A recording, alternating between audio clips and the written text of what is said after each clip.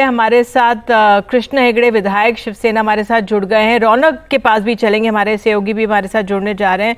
कृष्ण जी, इस तरह के हालात परिस्थितियां बनी गई हैं, इतनी हिंसा देखने को मिली है और आपने सुप्रिया सुले को कहा कि जो कानून व्यवस्था उस पर सवाल उठ रहे हैं, विधायक का घर एक तरह से जला दिया गया है।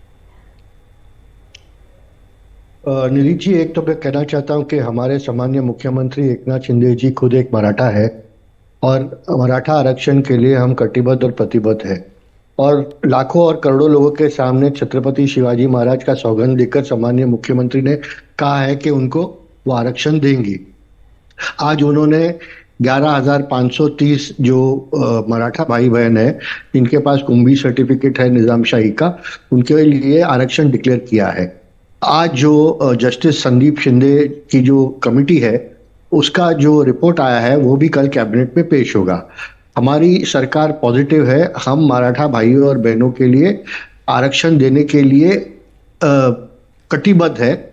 और मैं आपको एक बात सुप्रिया सुले जी का कहना चाहता हूं, वो आज जो भी कहे लेकिन उनको ये बात मानना पड़ेगा कि उनके खुद के पिताजी जो एक बड़ा मराठा लीडर है शरद पवार जी, वो खुद महाराष्ट्र राज्य के मुख्यमंत्री 4 बार रह चुके हैं।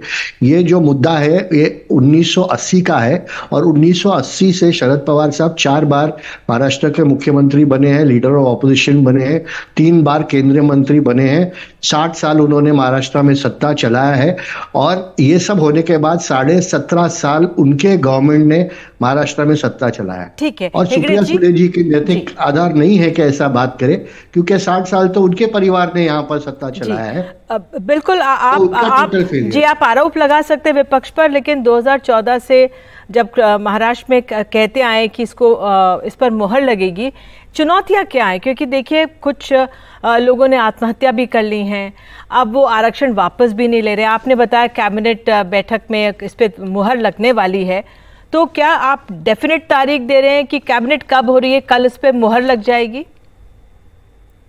निधि जी, देखिए, जो भी हम मुहर लगाएंगे या हम रिजर्वेशन के लिए लोगों के सामने रखेंगे, ये कोर्ट में भी खड़ा होना चाहिए। देवेंद्र फडणवीस जी के कार्यकाल में जो मैटर हाई कोर्ट में टिका वो उद्धव जी के कार्यकाल में वहां पर नहीं टिका, क्योंकि इन्होंने ना ट्रांसलेशन भेजा ना पेपर वर्क भेजा। लेकिन देखिए, ना मैं सुप्रिया सुले जी पे आरोप लगा रहा हूँ ना मैं उद्धव जी के ऊपर आरोप लगा रहा हूँ। मैं ये कह रहा हूँ कि हमारी सरकार कटिबद्ध है। हमें जो हमारे मराठा भाई है मनोज जरांगे पाटिल जी, उनकी तबीयत की भी चिंता है और हमारी अपील उनसे रहेगी कि सरकार को थोड़ा टाइम दीजिए और सरकार आपके लिए पॉजिटिव काम करी। अगर सरकार पॉजिटिव नहीं काम कर रही थी तो ये जो कुंभी समाज का जो सर्टिफिकेट था निजामशाही का, ये आता नहीं था। ये अगर EWS में जो हम मराठाओं को एडजस्ट करने की कोशिश कर रहे हैं वो आते नहीं। देखिए, ये कांग्रेस और दूसरे पार्टी ऐसे ही हर मैटर में, जैसे वुमेन रिजर्वेशन में ओबीसी और क्या मैटर लेके आ जाओ, इसमें भी ओबीसी को इसमें मिलाओ, लोगों को और सोसाइटी को डिवाइड करने की कोशिश करते। लेकिन मैं कहना चाहता हूँ निधि जी फिर से कि हमारी महाराष्ट्र की सरकार एकनाथ शिंदे जी के नेतृत्व में और जो दोनों उप मुख्यमंत्री है देवेंद्र फडणवीस जी और अजित दादा पवार, हम कटिबद्ध है कि मराठाओं को हम आरक्षण दे के ही रहे। जी, क्योंकि टाइम फ्रेम की इस बात आ गई है सर, क्योंकि एक बार फिर से भूख हड़ताल पर हैं जरांगे। अब जैसे तमिलनाडु में 68% आरक्षण है, झारखंड में 60% आरक्षण की जो सीमा है वो 50% से कई राज्यों में बढ़ चुकी है। क्या आपको लगता है वही परिस्थिति यहाँ पे लानी पड़ेगी या अभी आपको समय लगेगा इस पे करने के लिए?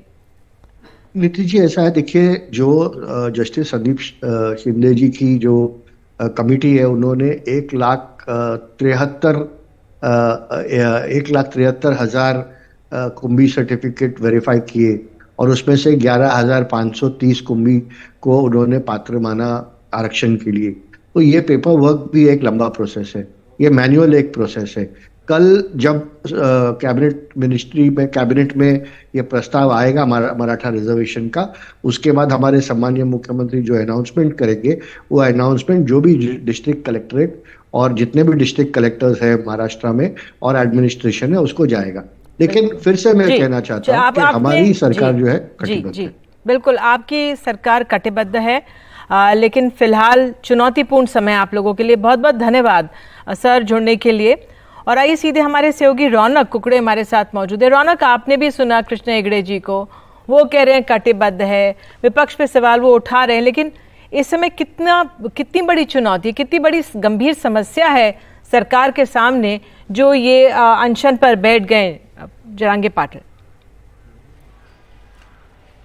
जी देखिए, निश्चित तौर पर चक्रव्यूह में यहाँ पर सरकार जो है वो अटकी हुई है और मुख्य तौर पर अगर देखें तो सरकार के पास ऑप्शन भी बहुत कम है। एक तो सुप्रीम कोर्ट का वो आदेश कि 50% की सीमा को आरक्षण से उससे ज़्यादा नहीं दिया जा सकता, नहीं लादा जा सकता। दूसरी तरफ अगर मराठाओं को ओबीसी में एडजस्ट करने की कोशिश सरकार करती है तो ओबीसी समाज जो है वहाँ पर आंदोलन करने बैठ जाता है, ठिये पर बैठ जाता है। और ऐसे में आने वाले दिनों में चुनाव है और महाराष्ट्र में अगर देखा जाए तो मराठा एक बड़ा समुदाय है, सबसे ज़्यादा आबादी वाला, करीबन 32% आबादी महाराष्ट्र के मराठा समुदाय यहाँ पर है। और ऐसे में उस समुदाय को नाराज़ भी नहीं करना और ऐसा आरक्षण देना है जो कि सुप्रीम कोर्ट में टिक सके। लेकिन मनोज जरांगे पाटिल जिस तरह का आंदोलन कर रहे हैं, आमरण अनशन कर रहे हैं, उसने इस आंदोलन की दिशा को हिंसाहीन बना दिया। और कहीं ना कहीं अब तक जो शांतता से ये आंदोलन चल रहा था, जो मराठा समाज है, निधि, हमने देखा कि 2018 में भी जब लाखों की संख्या में मराठा समाज महाराष्ट्र के अलग अलग जिलों में रास्ते पर उतरा तो कहीं हिंसा देखने को नहीं मिली।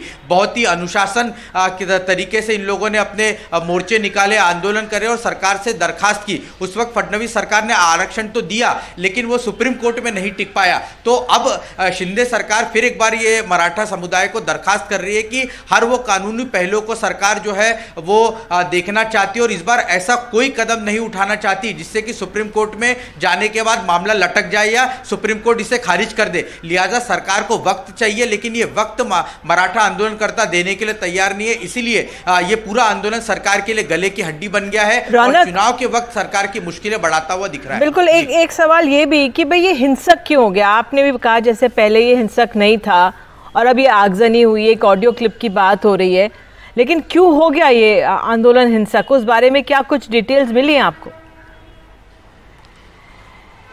जी देखिए, मुख्य तौर पर जो आंदोलन करता है और खासतौर से जो युवा आंदोलन करता है, हमने देखा कि पिछले दिनों करीबन 7 मराठा युवा कार्यकर्ताओं ने आरक्षण की मांग को लेकर आत्महत्या कर ली। कई लोगों के पास उन्होंने आत्महत्या करने के पहले एक नोट भी जो है वो लिख कर रखा था कि हमें आरक्षण चाहिए। तो ये जो भावनाएं हैं वो कहीं ना कहीं मराठा आंदोलनकर्ताओं की आहत होती हुई दिख रही है, इसलिए पूरा आंदोलन जो है वो हिंसक भी हो रहा है। और इस बीच जो विपक्ष के नेता है वो भी पूरे मामले को हवा देते हुए दिख रहे हैं, कहीं ना कहीं सरकार को घेरते हुए दिख रहे हैं। इसलिए भी जो मराठा आंदोलन करता है वो कहीं ना कहीं मामले को हिंसक बनाते हुए दिख रहे हैं। और कई लोगों का यह भी आरोप है कि सरकार केवल टालम टाल कर रही है, सरकार के मन में आरक्षण देने की भूमिका नहीं है, केवल मामले को लटकाने की कोशिश कर रही है। और इसीलिए ये उग्र जो आंदोलन है वो थोड़ा सा उग्र की शक्ल लेता हुआ दिख रहा है। जी बिल्कुल रौनक, आप हमारे साथ जुड़े इसके लिए बहुत बहुत धन्यवाद।